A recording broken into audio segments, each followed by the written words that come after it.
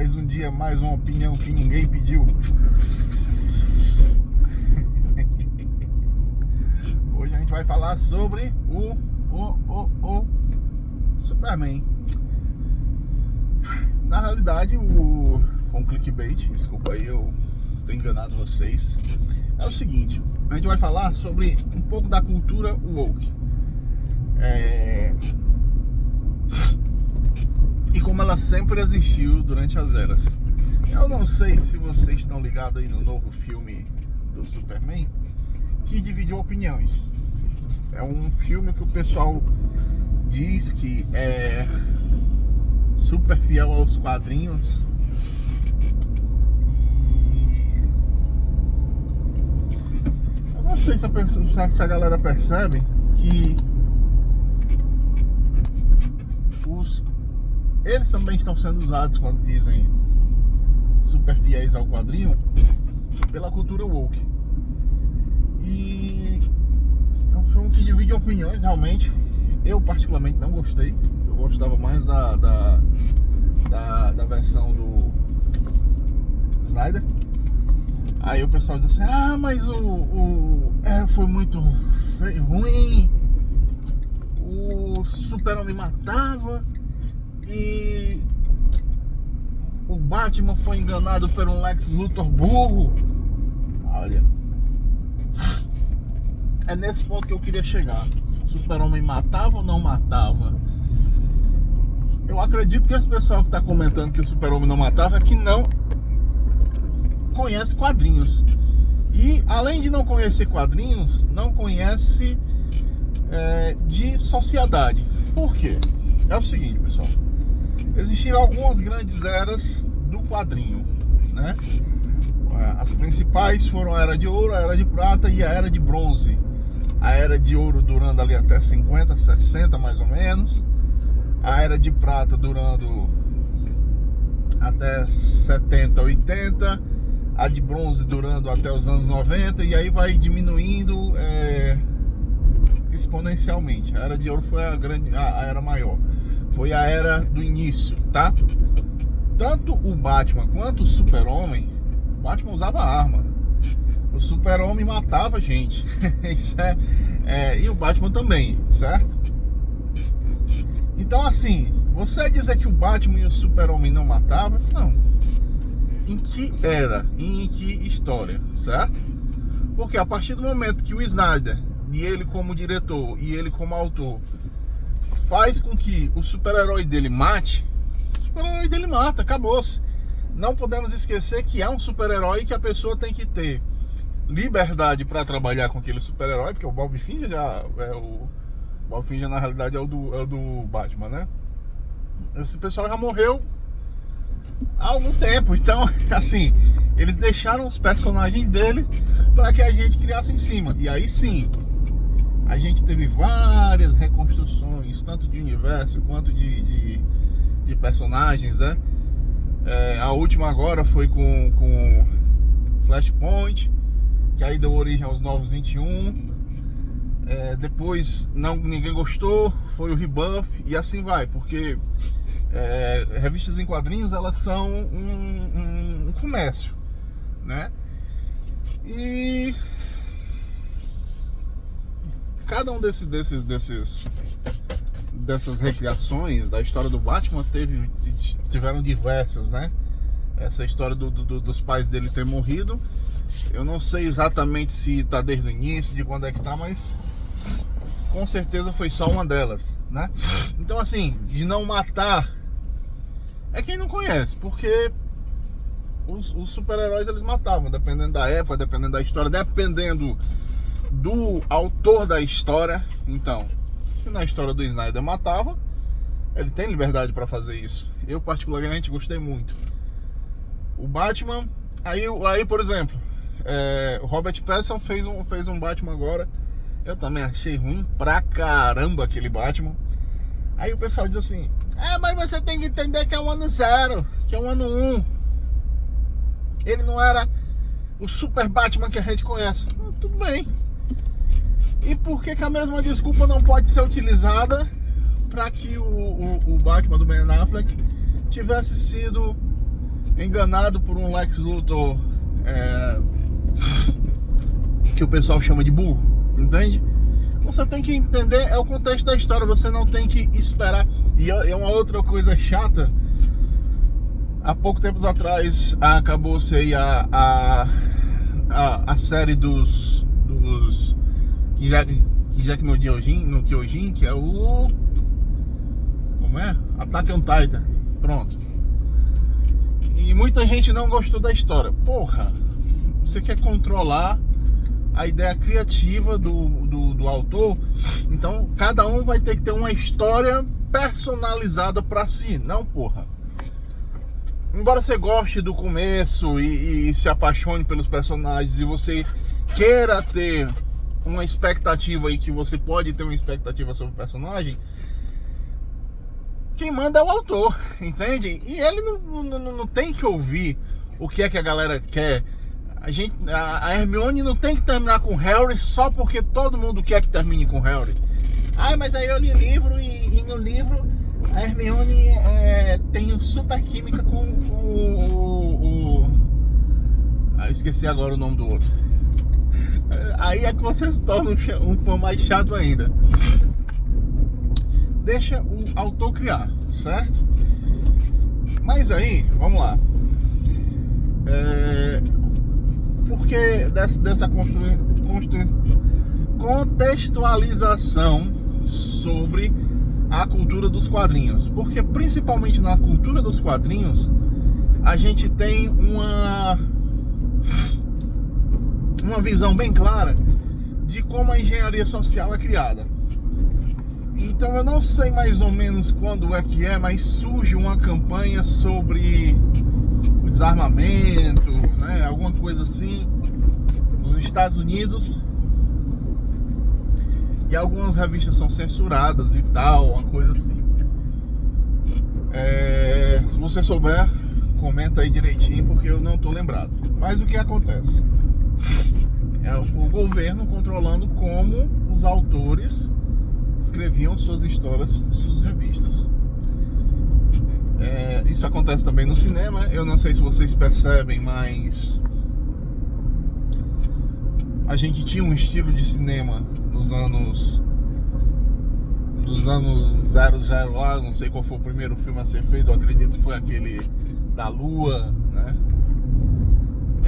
Mas já vi o primeiro pornô feito, hein? O primeiro pornô é até engraçado. Preto e branco e tal. É só uma curiosidade. Então você tem um estilo ali fantasioso, fantástico, né? Aí você vê o cinema produzindo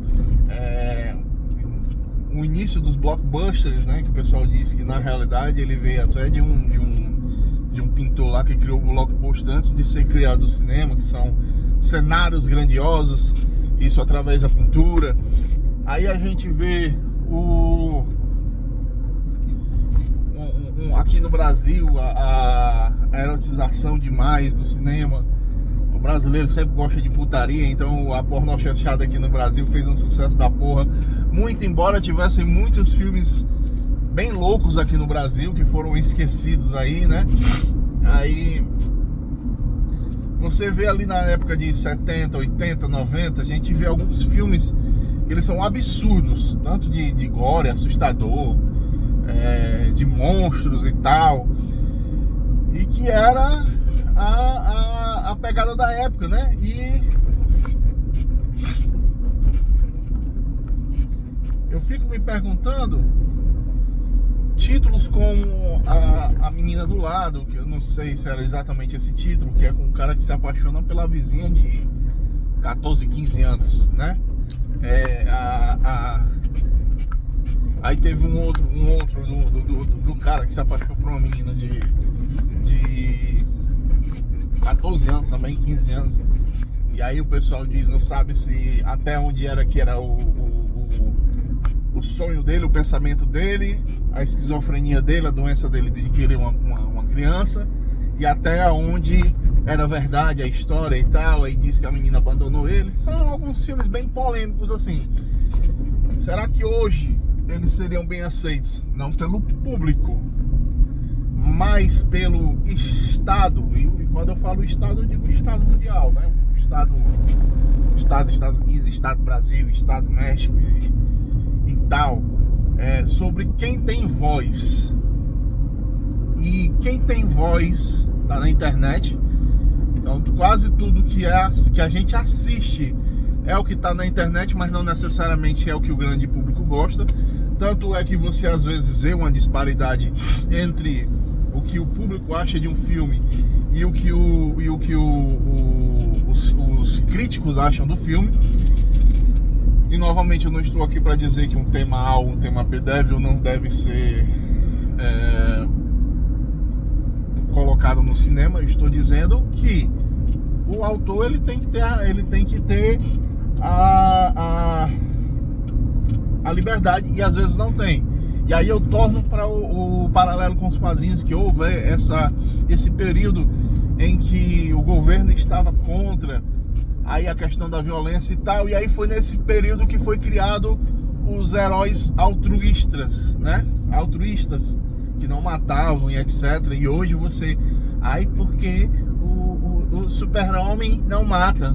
Pô, você não lê quadrinho, você não entende de quadrinho, você não gosta de quadrinho. Você só está dizendo aquilo que você conhece dentro do espectro que já foi controlado, que já foi. Então quando você diz assim, mas é a cultura woke. Não, mas existiu a cultura woke nos anos 80, assim como existiu a cultura woke nos anos 70, nos anos 60, nos anos 50 e assim por diante. Sempre existiu essa questão de cultura woke. E aí eu fico me perguntando, quando a gente vai estudar a arte, né? E no caso, nesse aspecto eu estou falando da arte e o quadrinho, será que realmente as histórias que foram contadas durante aquele período X é o gosto da sociedade, é o gosto da grande parcela da sociedade, ou é já um reflexo do controle da cultura woke daquela época? Porque, por exemplo, daqui a uns 100 anos, se eles forem estudar os filmes de agora, né, que você tem uma Arlequina, uma Era Venenosa, que você tem o filho do Super-Homem, que você tem diversos outros, né? Porra, fizeram absurdo agora, transformaram a porra do Pinguim em mulher. Pra quê? Entende? Mas aí eu pergunto, mas é a liberdade do autor que você falou. Eu digo, certo, mas isso daí é liberdade ou já é um controle da cultura woke? Uma cultura que ninguém gosta. Realmente esse filme de agora, ele tá representando o que a galera gostaria de assistir? Ou o pessoal gosta de porradaria? Ou você assistir a porra de um filme, pelo menos eu quero me divertir, certo? Gosto da quebra de expectativas, gosto da liberdade do autor. Ele pode finalizar da maneira que ele quer. E eu ainda não tinha terminado sobre a questão lá do Shingeki no Kyojin, porque muita gente reclamando de como terminou a história do Eren e tal. Mas era mais ou menos isso. O cara tinha, quando você é contagiado lá pelo Titã, você tinha poucos anos de vida. Ele ia falecer de qualquer maneira. Mas ele tinha que ter um final feliz com a Mikasa. Por quê? Porque você queria, não deixa o autor fazer isso. E aí é onde eu chego, porque a cultura já do oriental, apesar de hoje em dia elas estarem já nesse ramo da comercialização, por isso a qualidade das obras elas estão diminuindo, tanto na questão criativa quanto na questão de liberdade do que o autor pode escrever ou não. Ela ainda é uma representante forte de deixar o autor fazer aquilo que ele quer, né? É óbvio que hoje em dia, como eu estou falando, devido a prazos de lançamento de episódios, etc., às vezes a gente não tem uma qualidade tão boa nas histórias como tinha antigamente. Ora, veja só, Kentaro Miura, que fez lá o Berserk, que é um dos melhores histórias de Dark Fantasy, a primeira inclusive, passou 30 anos escrevendo aquele negócio. Então ele tinha tempo. Talvez se hoje ele nascesse hoje e fosse fazer o Berserk seria totalmente diferente na questão de qualidade, na questão de desenho e tal. E isso é uma representação de dentro da indústria. Assim como aqui, o filme do Super-Homem foi uma representação da indústria. Como assim, David? A gente vê aquelas porcarias feitas pela Marvel e vê que aquilo dali deu muito dinheiro e tal, e aí eu quero fazer a mesma coisa com a DC. Mas não necessariamente quem gosta de DC vai gostar dos filmes iguais da Marvel, né? Eu particularmente não gosto dos caminhos que levaram a Marvel, né? Você pode até perceber que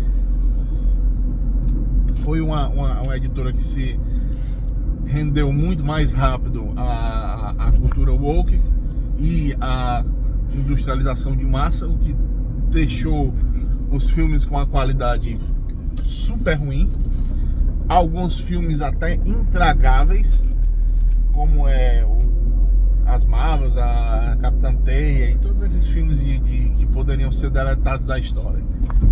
Mas pelo menos hoje em dia a gente tem assim, ó, lançou-se um filme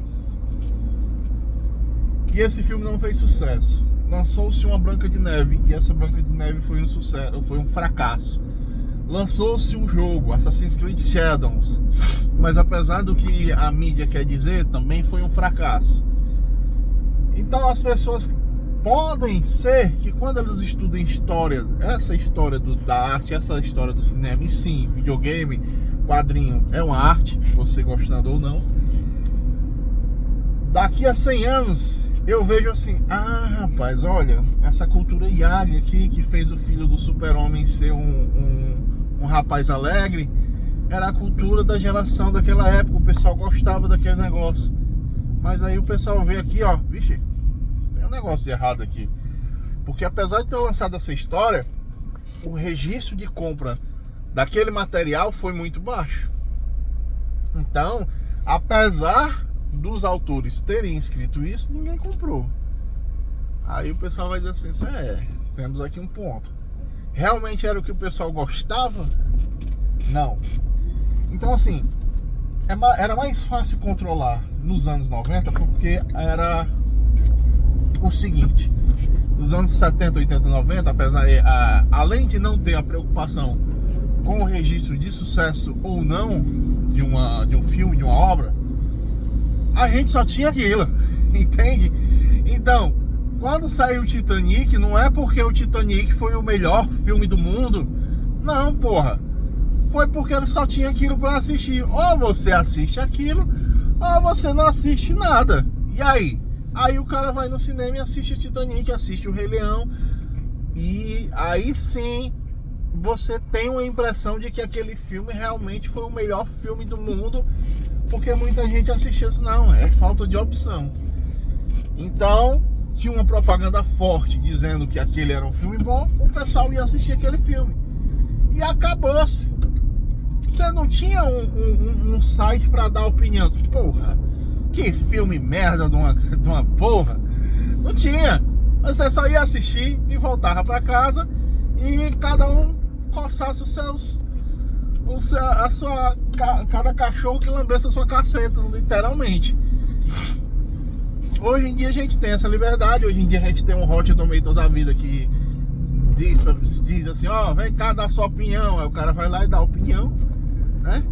Então, veja só, se uma Madame Teia, que é um filme de merda, tivesse sido lançado em 1990, muito provavelmente ela teria tido muito mais bilheteria do que o que teve hoje. Eu não estou dizendo que seria realmente um sucesso, porque quando o filme realmente é ruim, ninguém assiste, independente de só ter aquilo.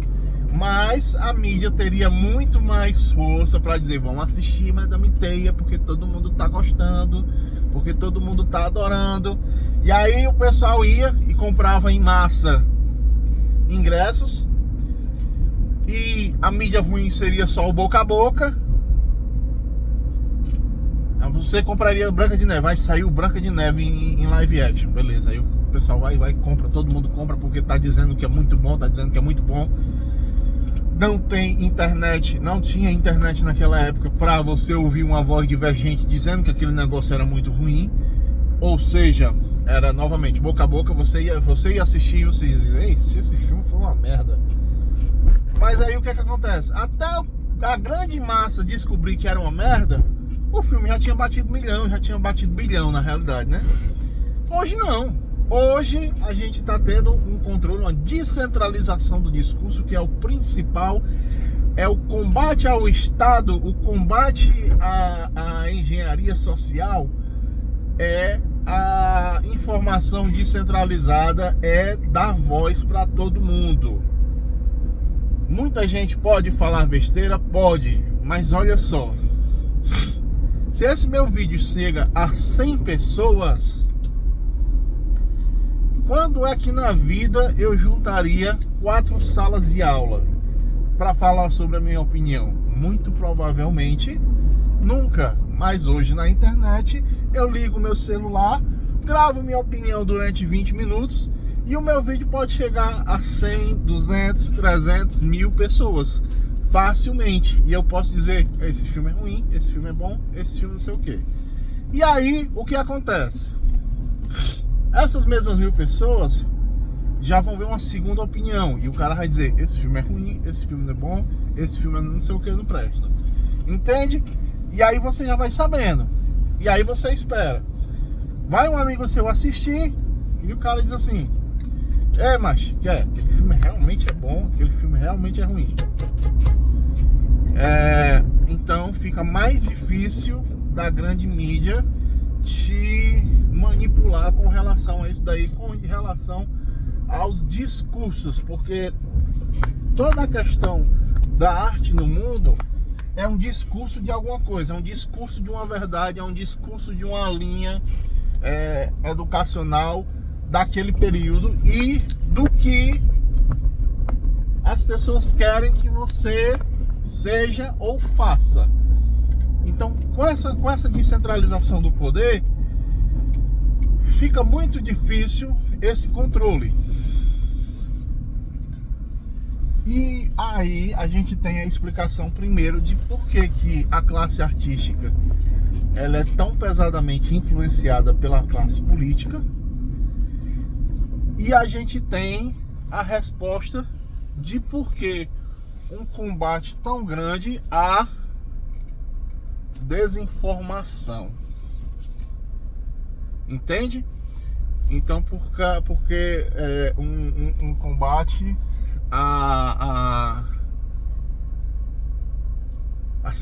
porque uma vontade de censurar tão grande, certo? Então, pessoal, essa daí era a minha opinião. Hoje bateu 23 minutos, eu tô falando demais, né? Valeu, pessoal, até a próxima. Curte, comenta e compartilha para que minhas opiniões de merda cheguem a mais pessoas. Fui!